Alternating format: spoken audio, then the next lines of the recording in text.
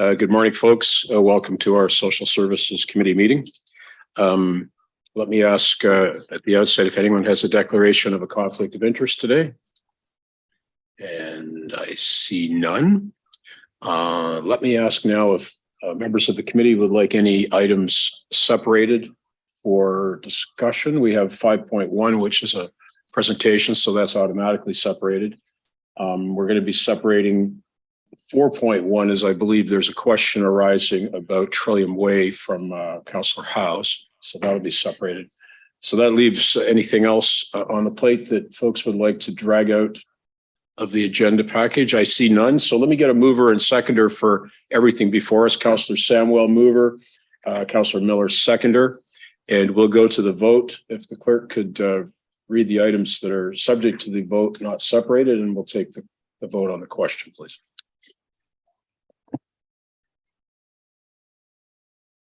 Thank you. The items that are subject to the vote are item 5.2, appointment of administrator for Ontario Works Grant, and the minutes from our last meeting. All those in favor? Thank you. That item carries. Okay, thank you, folks. So now up we have Michelle Connor, who's going to be making a presentation regarding building our community from the kids up, I believe. Welcome. It's been a while since you've been here. Get anything wrong? Okay. So.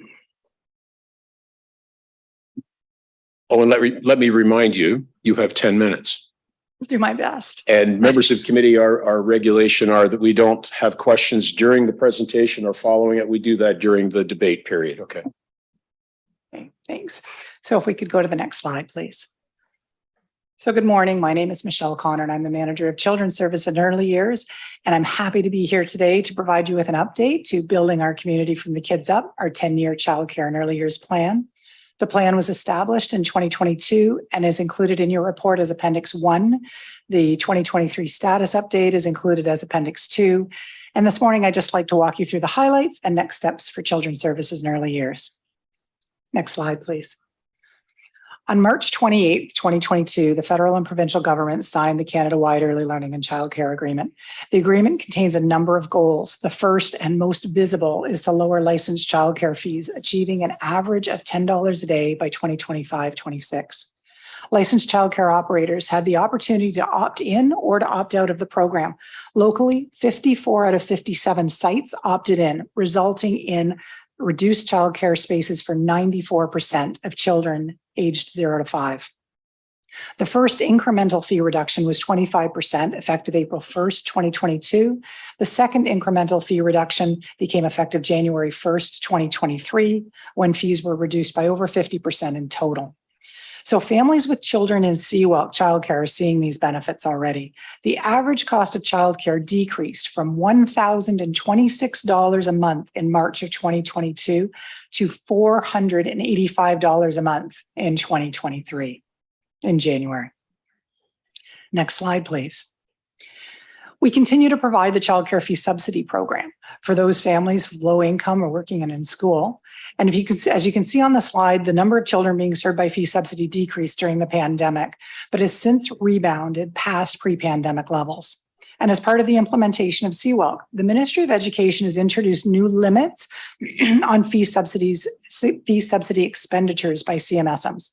By us, as the cost of fee subsidy will decrease in tandem with the cost of childcare fees. So in response to those limits and to be able to provide support to as many families as possible within our provided funding envelope, we're going to be aligning fee subsidy for 0 to 5 age children with CWELC participating licensees only. Children in receipt of fee subsidy in non-CWELC space childcares right now are going to be grandfathered and will continue to receive their fee subsidy in their current placement until September of their junior kindergarten year. Next slide, please. The City of Brantford funds the One List online childcare application system for licensed childcare operators.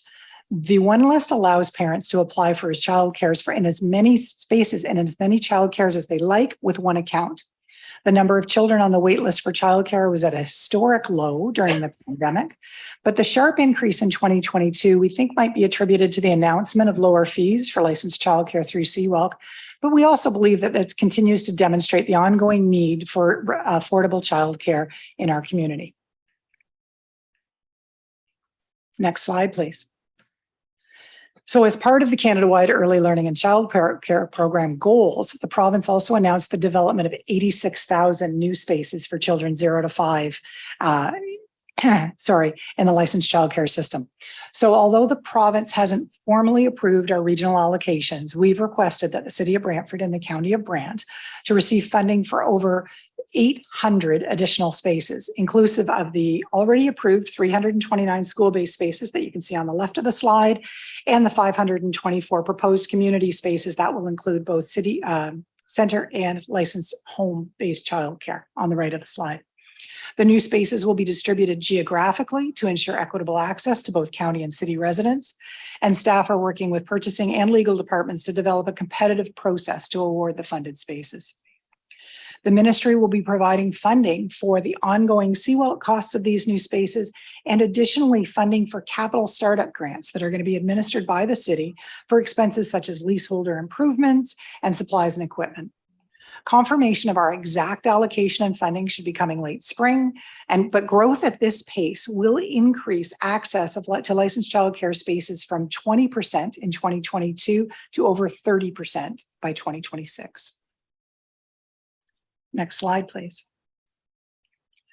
The one-time workforce funding that was provided in 2022 supported initiatives to recruit and retain a high-quality workforce. So this slide highlights one of our many initiatives, our Ignite the Flame conference that we held this last October. So workforce funding allowed over 400 early learning professionals to join together and participate in professional learning. Centers were closed and funded for their costs for the day so that staff could be paid for their time and families wouldn't be charged. Other initiatives included the training of summer camp staff, which included city and county summer camp staff that focused on supporting children with behavior challenges and special needs. We provided funding for technology to support online and virtual learning. We did presentations to high school students regarding the value of a career in the ECE field. We developed a video used by Conestoga College that it's bringing international students to study and work in our community. And a marketing campaign that was led by the City Communications Department that includes videos with local ECEs talking about why Brantford and Brant are a great place to live and work as an ECE. You may have seen those if you follow the city, Twitter, Facebook, or Instagram accounts. A comprehensive list of all the initiatives we took are in the report. Next slide, please. So the CWELC program is supporting the workforce through the development of an hourly wage floor and $1 an hour wage increase for ECEs. And you can see the impact of these investments already on this slide. So in order to more fully understand the impacts of all the initiatives we've taken to recruit and retain a workforce, including wages, we've joined together with the Atkinson Centre at the University of Toronto in a study that's going to provide us with more local and provincial workforce data. And next slide. So as you may be aware, historically grants were provided to childcare operators based on service agreements. And as such, funds were often fully allocated and not available to new or existing childcares. The Ministry of Education has advised that they will be updating their childcare funding formula for 2024 to integrate the historic grant approach with the new CWELC program.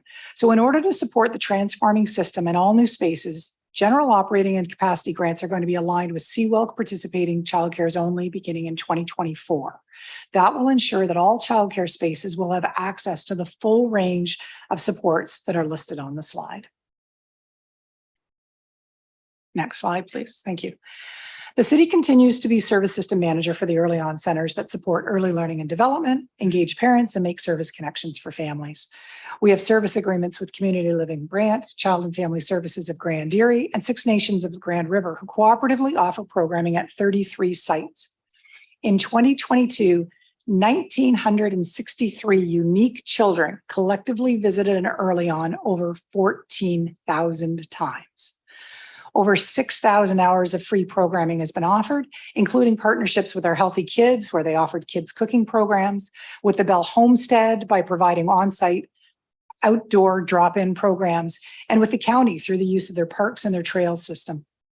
In 2022, new early-ons were opened at TB Costain Community Center and a pilot at the Wayne Gretzky Sports Center. In the first month alone, attendance was outpacing many of our other early-on centers.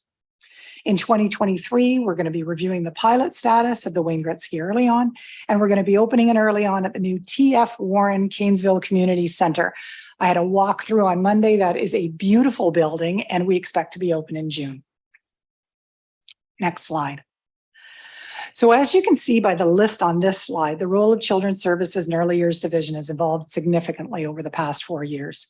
And in order to manage our changing workload balance, we focused on systems modernization, resulting in a system where business continuity is inherent. We're paperless, and our work is automated where possible through data systems, online applications, and uploading of documents for fee subsidy clients.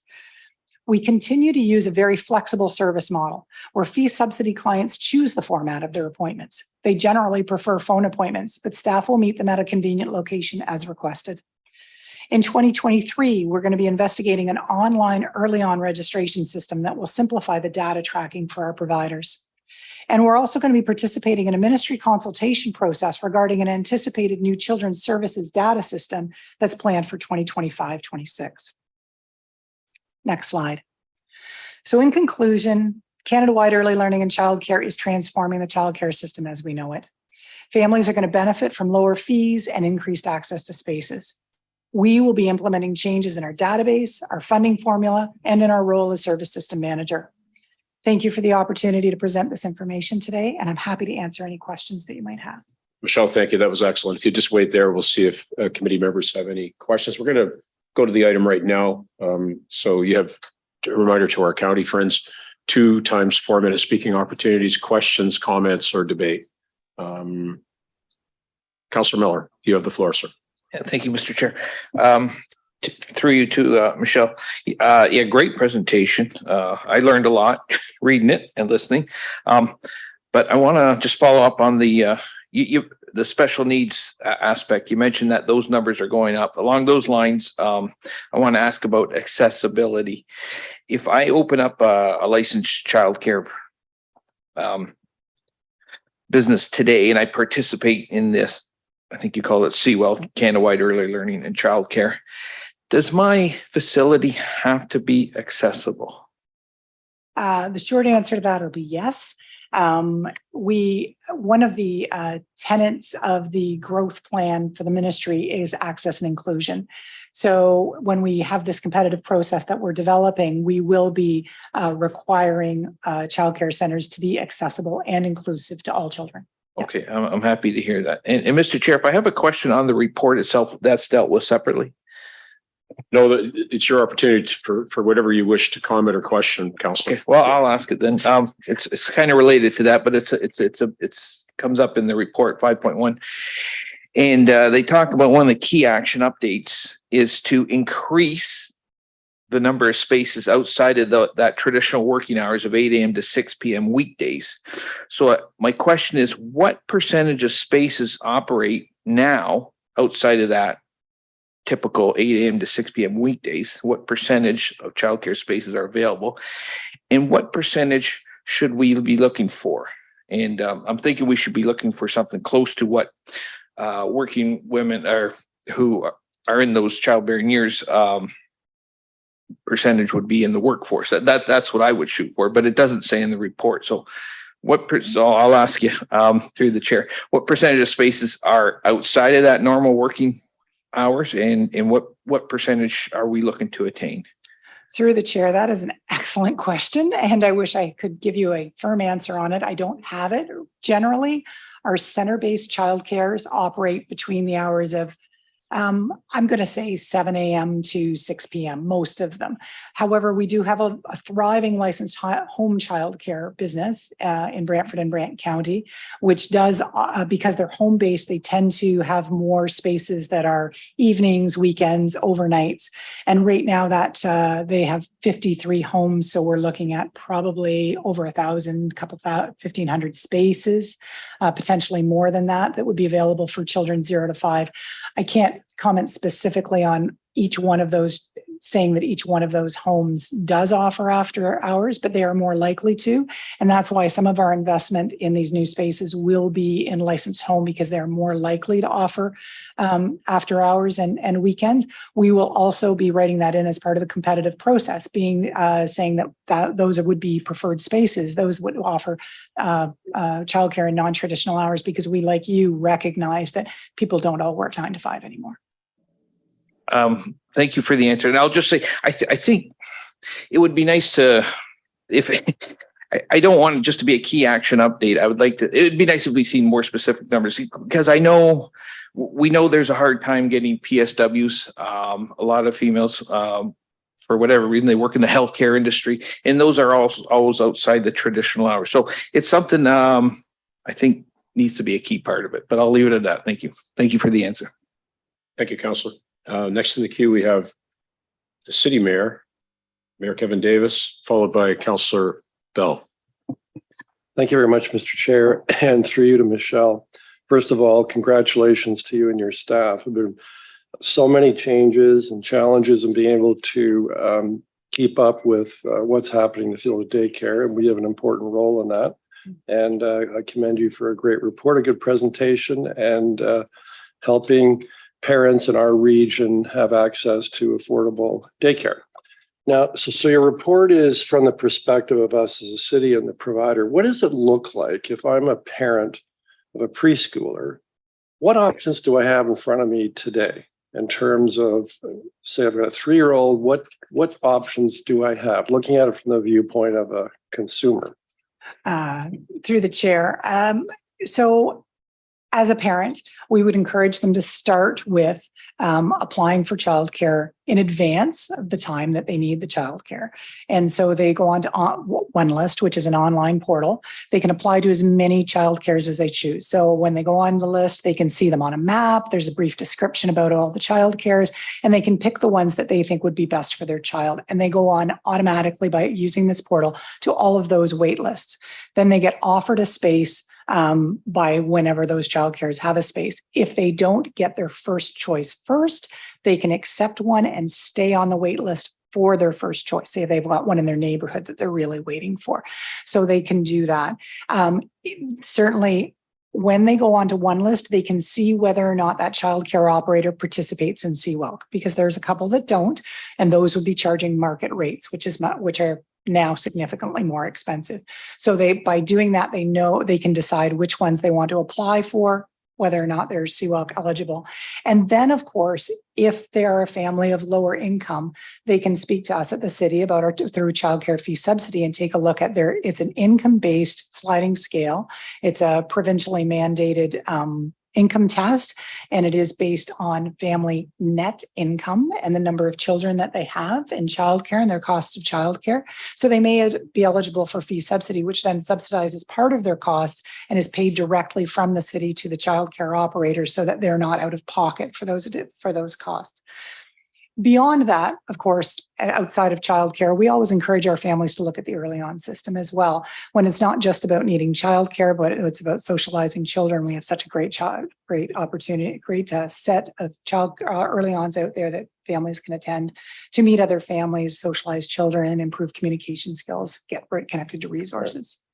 How long is the average wait on the wait list? So for a child 0 to 5, we looked up the stats last year. Most people, so when they apply on OneList, they put in a preferred start date. The average wait beyond the preferred start date is about 21 days for the infants, and might be up to, I think, I'm going to say 30. I don't have those numbers right in front of me for up to a preschooler. So those kids might be waiting up to a month beyond the preferred start date. Of course, some kids, that's an average. Some kids are being offered before their preferred start date and on their preferred start date. And we encourage families, as soon as they know that they're going to be needing licensed childcare, to apply online and to apply to a wide range of childcares, because much as we might have a specific childcare in our neighborhood that we really want to attend, childcare might have a longer wait list. But if you expand your choices, you might find another childcare that you can get to, and that will work either until you get into your preferred childcare, or you might find that it's just a wonderful childcare as well and choose to stay there. So one last question. So there are some operators then that are operating outside of this system and charging market. Through the chair, yes, there are. All right. So why would that be? I can't speak to their decision-making process because they are generally private operators who have made their own business decisions. I personally kind of equate it to the school system where there's a publicly funded school system and a private school system, and parents make choices that are best for their children. Okay, great. Thanks very much. Mayor, thank you very much. And Councillor Bell, you have the floor. Go ahead, please. Yeah, thank you, Mr. Chair. Through to Michelle. Michelle, this is a super report, full of interesting facts. I'm looking at figure 2 in your report, which shows the licensed childcare growth. Right now, we're at sort of 4,200 spaces. How many of those are eligible for the $10 a day program? Oh, great question. And I don't know if I have the math in my head specifically, but of those spaces, of the 4,200, many are school age spaces, which would not be eligible for CWELC. So of the 0 to 5 spaces, there's probably about, I think we're at about 1,500, no, maybe 1,800 0 to 5 spaces. 94% of those are eligible. So if my math is straightforward and simple, that's sort of 1,800 times, if I read 94%. Yeah, so but you're saving $8,000 relative to what you would have paid prior to January 2023. So that's a huge sum of money. Is that all coming from provincial government? It is. Through the chair, that is all provincially funded. And just following that up, do we have confidence that that funding will continue and that it won't be downloaded at some point to municipalities? Through the chair, my understanding is it is a federal provincial agreement where the federal government is providing funds to the provincial government to then fund this program. There has been no indication that anything would be downloaded, in my understanding. Okay, thank you very much. Councillor, thank you. Councillor Sicoli, you have the floor. Thank you. I wish this existed 15 years ago. Because I remember how much of a challenge this was. So I do have a few questions. The annual income to qualify for the subsidy is? Through the chair, it's a sliding scale. So, and the subsidy as itself is kind of sliding as well. So for example, if your income is below $20,000 a year, your childcare is free. It is fully subsidized. Most families are below $40,000 a year in income and receive some childcare fee subsidy. So when we couple that with Canada-wide early learning and childcare, so fee subsidy families are an exception to what's considered right now a $12 floor in Canada-wide early learning and childcare. To get into the minutia, they're aiming for a $10 a day average, but they're looking at a $10 a day floor or $12 a day floor right now, knowing that fee subsidy averages that out. Fee subsidy families are not bound by the floor. So some fee subsidy families might be paying $2 a day or $3 a day. And it really does depend. Most of our families are on fee subsidy have a net income of less than $40,000 a year, but some may be up to $60,000 a year, or a few or even more than that, because if you had, say, 4 children in childcare, your cost of childcare is greater. So it's, we have on the city website a childcare fee subsidy calculator that we encourage families to take a look at. It is not an exact science, but we tell them to take a look at, plug in their numbers, and if they think they might be eligible, give us a call and then we'll walk them through it. Which I think answered my question. Does it take into account how many children you have based on what you're earning? Because I remember that being an issue for myself. I would actually have lost money by going to work. And are there any subsidies available for, say, the middle class? So through the chair, it's a sliding scale. Okay. And I am under the understanding that the Ministry of Education is looking at the updating, when they update the child care funding formula in 2024, they're also looking at updating the income test because those rates haven't changed. And there's certainly a recognition that $20,000 as a, for full child care fee subsidy that was, a number that was developed quite a number of years ago is outdated. Correct. And then I do have, when you say community-based childcare, we're referring to home-based through the chair, home-based or center-based childcare. The difference is not the school-based are those that are situated in schools as part of the build. Anything else is a community-based. Okay. And now I do have a question for staff. I'm going to give you a little break. Thank you. And I don't know if there's anyone here who can answer, but do our bylaws prevent a home-based childcare? Is there anything in our bylaws that would prevent that? And I'm asking this from an educated place because I believe our bylaws state that for a home-based business, you can't conduct any business outside, which children need to be outside. So I'm just curious if we need to do any work on that to encourage more home-based childcare services. So through the chair, Aaron Wallace, acting general manager for community services. I don't know the answer, but let me take that away and we'll provide that in a memo prior to ratification at council. That would be perfect. That's all for me, Mr. Chair. Thank you. Councillor, thank you for that. Councillor Sless, go ahead, please.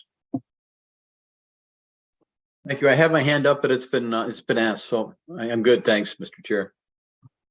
I'll ask if anybody else cares to speak.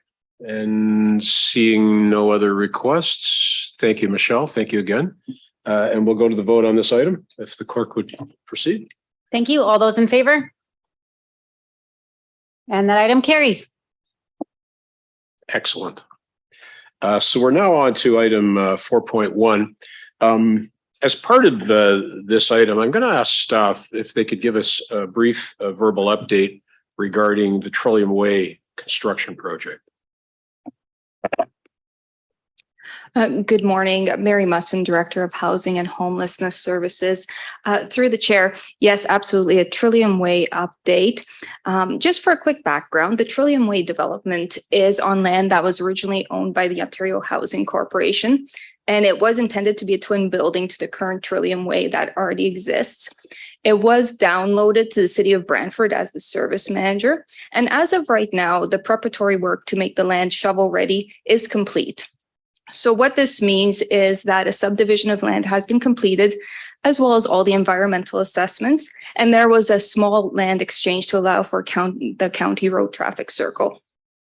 So as of right now, there is a contribution and ownership agreement between the city and the county up to a maximum of $15.1 million.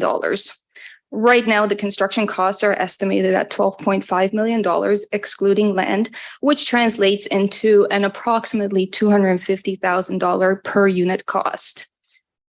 The county is going to be covering 100% of the construction costs, less any achievable grants at the building completion. We have received 3 grants, which are confidential at this time, but there is significant contributions in place towards this development. The contribution and ownership agreement between the city and the county entitles the County of Brantford to 50% of building ownership upon the completion of the construction. And there will be 49 self-sustaining units within this building, and it will be both mixed income and mixed families. So there will be 49 units, and there will be accessible units within the build itself. The METCO project management firm has been retained, and Verily Construction has been retained for both the design and the build. Construction start is estimated to be in April 2023, with the revenue generating solar panels that are already on site being permanently relocated in April. Site grading and engineering fill will begin in May of this year, and municipal servicing will begin in June of this year. The entire construction timeline is expected to take approximately 325 days, with expected occupancy in or around September of 2024.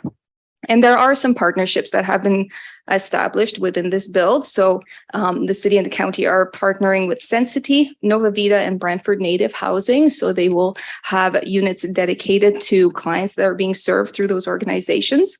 And there will be a market waiting list to be created for clients who will be eligible for market units. And a balance of the clients will be pulled from the centralized waiting list as well. Much appreciated, Mary. Thank you. Comments, questions from members of committee? Councillor Howes, you have the floor. Thank you, Mr. Chair, and thank you to staff to Mary for that very detailed report. Much appreciated. We get a lot of questions about this, and every time the word Trillium shows up in a report or in the expositor, we get questions. So that helps us answer them. The one outstanding question, further to the waiting list for the market priced units within the 49 at the new Trillium build. Am I correct to understand that today it's not possible to go on that waiting list? Or if it is, where do people find that? Thank you. Through the chair, thank you for your question, Councillor.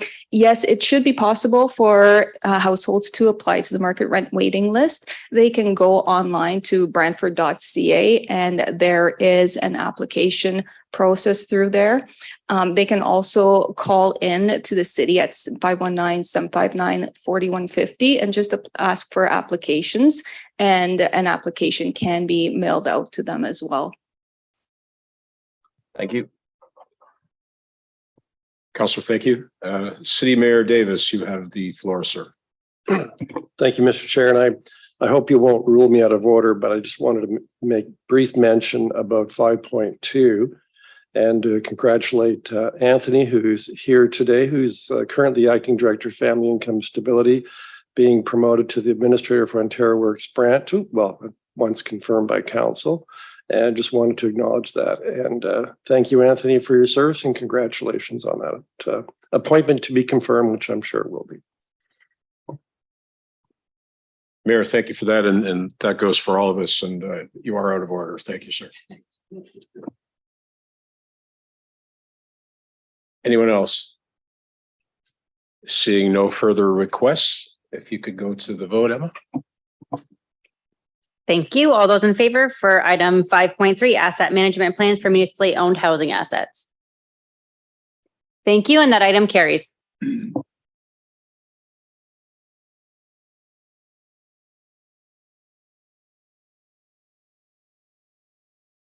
Don't have a notice of motion. We don't have a resolution, and we are now adjourned. Thanks for your attendance. Committee and staff will take a momentary recess and reconvene as the Brantford Municipal Nonprofit Housing Board of Directors.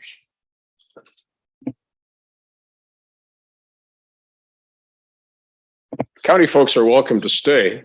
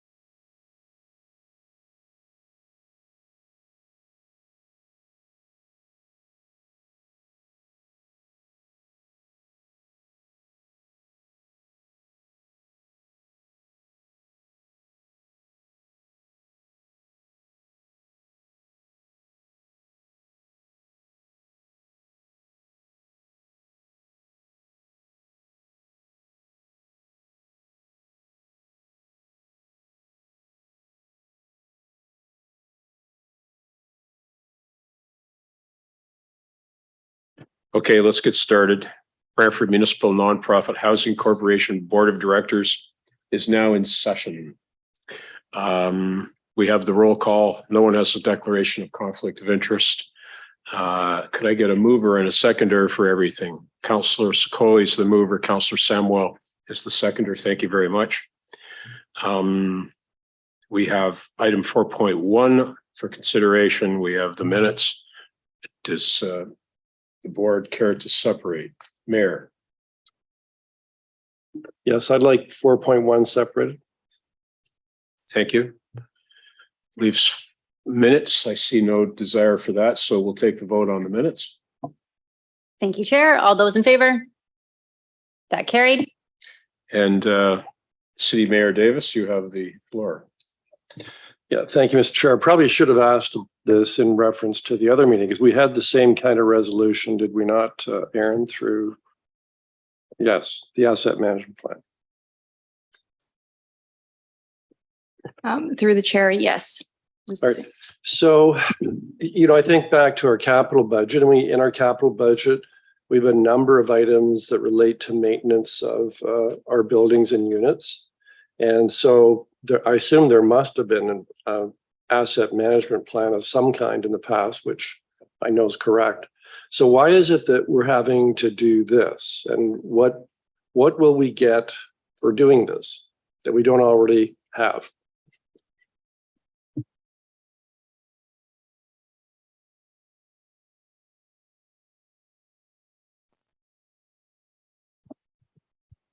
So through the chair, Aaron Wallace, acting general manager for community services.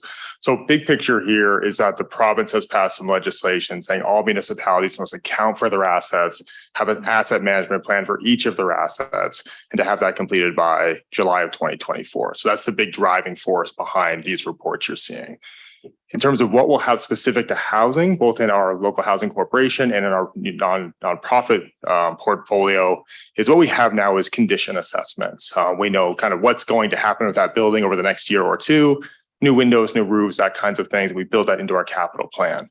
This is a much more holistic approach to asset management where we look at the life cycle, we look at the kind of the needs over 10 years and a much more big picture, what's going on with this asset over the long term, in order to maintain it. So the point of these approvals is to bring that money together, get a consultant that has some expertise in that, and look at our entire housing portfolio from that lens in terms of long-term life cycle asset management, and then to hand that over to Public Works so they can pull all of that together, put in front of the province prior to that July 2024 deadline. So with that, thank you for that explanation. And so it does require a certain knowledge or expertise to be able to come up with that kind of a property asset plan. Is that correct? Through the chair, that's correct. All right. And do you have anyone on staff who has that expertise and the time to do it? So through the chair, we do not. We certainly had that discussion with our peers in Public Works, and neither they nor us have staff with that expertise or that capacity to do it. Okay. And did you consider whether to do this, like team up with another municipality and maybe realize some economies of scale? So through the chair, I don't believe from a housing perspective we did. I'm cautious not to speak for Public Works. I'll pause through the chair if our director of housing may have that exploration done. Through the chair, no, we did not go through with other municipalities. And is that something you might consider in the future for something like this, that if municipalities are kind of bidding together, maybe they'll get a group price? Yeah, through the chair, it's an excellent selection, and we will take that away as guidance for sure. Okay. Thank you, Mr. Chair. Mayor, thank you. Aaron, the province has mandated that we do this. We have three components to our asset plan. Two of which we're dealing with today. The third one is? Yeah, through the chair. The third one is those BSAR properties. So the ones that don't fit within these other two portfolios. And we'll be using the same consultant for all three projects? Through the chair, that's correct.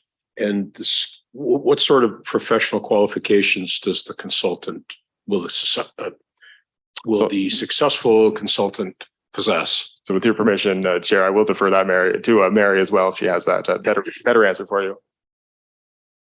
Through the chair, I do not have a better answer for that. I'm not sure if there's public works folks on the Zoom who can speak up to this. However, it would be someone who would have to have extreme knowledge of asset management for housing.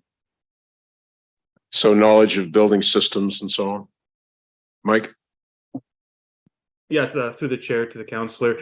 When you're doing any housing asset management, they have to be very familiar with a standard called Uniformat 2. It breaks down the facility components into electrical, plumbing, roofing, substructures, foundation, etc. So they have to have knowledge of that standard moving forward. Thank you for that. And lastly, could you say how much funding the province is providing to meet their mandated requirement? In regards to OREG 588, there's no funding. I suspected that would be the answer. Thank you very much. Other questions or comments, folks? Then we will go to the question on this. Thank you, Chair. For item 4.1, all those in favor? I thought you were tricking me. Thank you. That item carries unanimously. And I believe that's it for the business before the Board of Directors today. Thank you for your attendance. Thank you, staff. And we are adjourned.